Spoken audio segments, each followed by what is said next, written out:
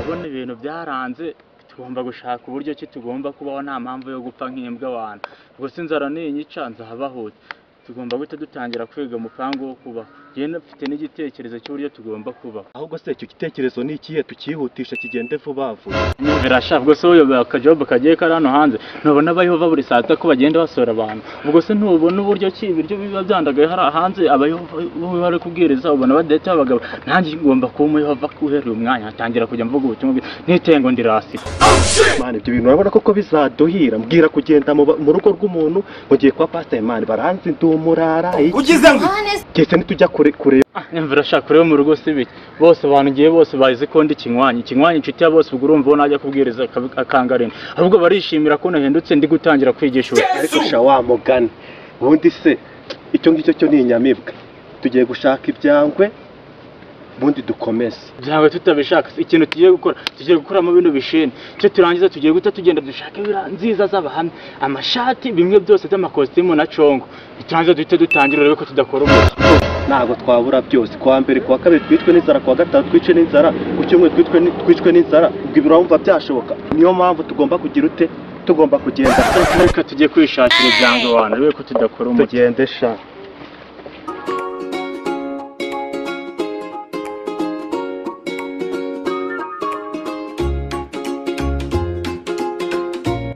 mwana tubigenze tujye kuri runo rugo barishoboye uko bisa kose atisha umuntu agira ikizu kingana gutya mwana akaburamo ibyo kurya ntabwo byabura tugiye kugenda ariko ibyo bintu bya mani ntabwo nyine kongera kubyumva ni ukuvuga yehova ashimwe umaze kubyimba kandi ibyo bintu rwose urajya ubanza uvuga twagiye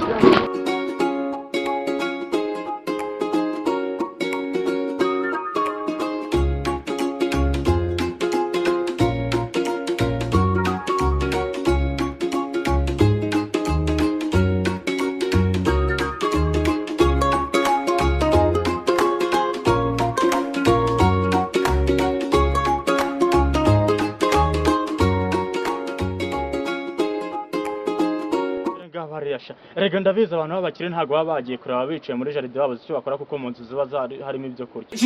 bariya byo tugende tubagereho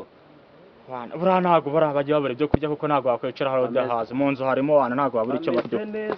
ntago babura icyo baduha abantu ariko sheri ku munsi iki gisibo urakibona gute umva kabisa rwose ni cyiza cyane turi hafi no kukirangiza nta kintu kidutwaye pe umva cyagenze neza iyi mwezi Ramazani nta kintu nayishinze umva narasibye neza uko ngomba kubyubahiriza rwose nta kintu nabishinze ahubwo mbwira ku munsi w'Eid tuzayirira he tuzayirira hano cyangwa tuzatumira abantu ba Sheikh Muhammad baze tuyisangirire urifuza ko twayirira he twayirira ku mazi cyangwa oya ndumva twazatumira abasilamu bose bakazanga tukabakira tugasangira Eid nziza rwose okay sawa nta kibazo Yehova hemba bismillah alhamdulillah ndibwira ko kuyashe bahinjira nta kare Yehova kwa shehe na madamu Hadid reka ni amasaha meza yo kwigisha saa sita ni amasaha y'ijambo ry'Imana turivuga ari kumvikana cyane cyane iyo turivuze turi kujya mu nzu kumenya ahubwo ntabwo turajya mu nzu tujye gusangira ijambo wallahi wakibar ibinyendaro nk'ibinindi bizana kwa shehe mu gisirikare ko twahebye Imana twibungu we amasaha na gutora zawe uvuze ngo ushatse kuvuga ko mucyana atetse ubwo se amasaha nka mutatetse mukamwirira hano mu mazi abagabo barumva ntabwo twabwiye ko turi muri mwezi Ramazani ariko sheri abagabo nta kamunani bashaka vuba mumvire mu rugo mudakoze ibirenge hasi toka ko mutegeze ariko sheri nkabari abakafiri babaza mu rugo rwa shehe nta rusoni bagira ntazonye no kuhingutsa ikirenge hariya ariko ubundi bwo zama yagiye ku buryo akingurira abakafiri nkabariye umunwa muremure ngo muranaziranye kweri nka zira zituma umuntu arakara mu gisibo njye sinamenyana n'abakafiri nkabariye uvuze ngo ariko tujye gusara wa bihorere twigendere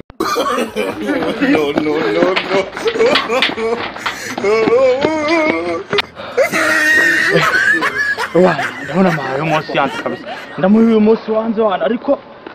ngomba kureba ukuntu tujya twirwanaho kabisa shangiye sinzi pe mfite inzara nari twari hano turi burya ibipangu biri mu mujyi wana n'ibyinshi ntabwo tubura ahandi tujya tugenda. Sha twigendere. Twagiye Ariko turaronga.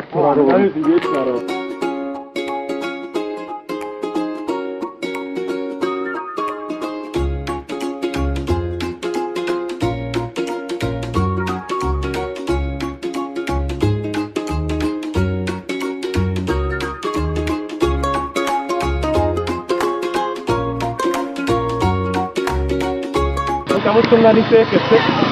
ubutumwa ritagira n'igiciro mucyo duteza agatagisi twatsinda none se ko tarimenyereye kwiringira ry'imitwe ahubwo tube dukomeza n'amaguru turebe kuko n'ubundi arabizi abayobo bafite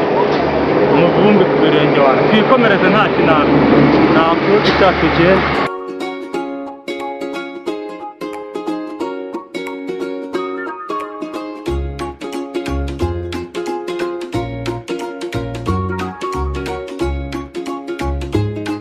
urabizi ejo twararaburijwe urumva n'uno munsi ntabwo twaraburizwa inshuro ya kabiri hari urugo urumva ni urwo mu ngagari nabonye rurenze muri ino karitsiye sibyo tugomba kurwinjiramo nyumva wirangara tugomba kurwinjiramo urumva ni ivugabutumwa turi seriye ibintu byarara no ugize ngo ubizi hasi ubundi uretse no kuvanga urugo rumwe uri kubona iriya santere yose reba aya mazu yose uri kubona twabura ahantu turyana koko nubwo ayo masaha ameze nabi ariko reba zino nzu zose reba iriya mituri ntaho ndabura aho tugende saa sita zitaraje twagiye tubabumbure bakiri ku meza abantu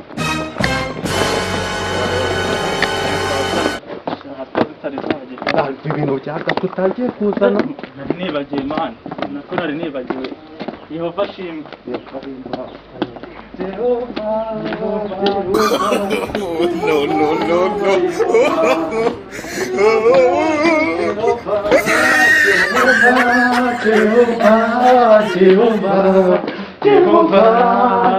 Chagasheri ujye wibuka ko Yehova agira neza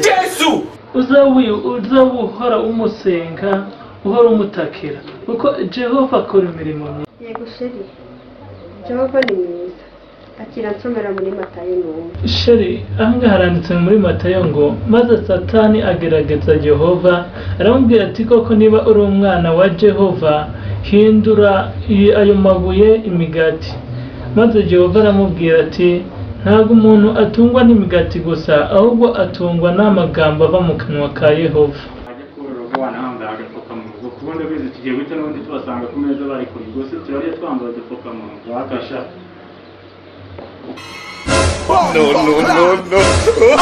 No.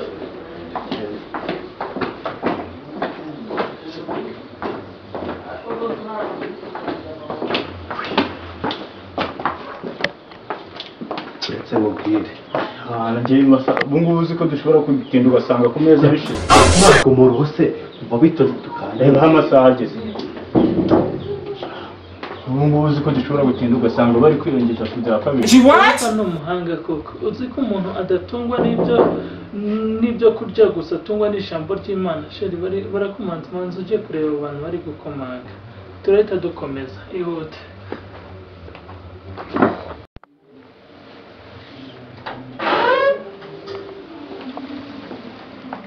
Jehova himbazwe ugize ngo Jehova himbazwe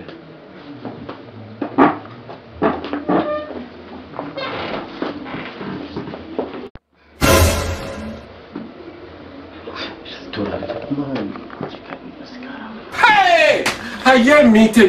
bami. Jehova himbazwe karabayeho kwa mari ndaje ngiye kunyara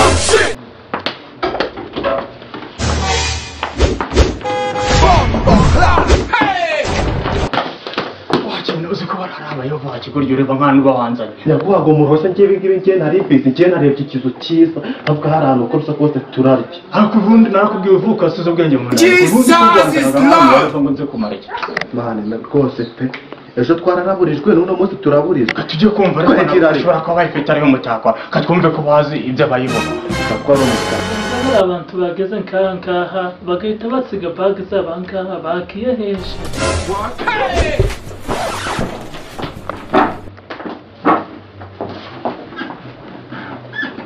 Nike kiriko kirabagenza ngaha muri aya mazi turi mu ivugabutumwa babaze iby'ivugabutumwa batubwire twumva. hari abayehova nkatwe kandi bashobora kuba banakora umurimo nk'uwacu. Reka nze ngerageze mbabaze. muri abayehova Cyane rwose. Mwese se muri bo. reka twizuruza turi kwigendera No.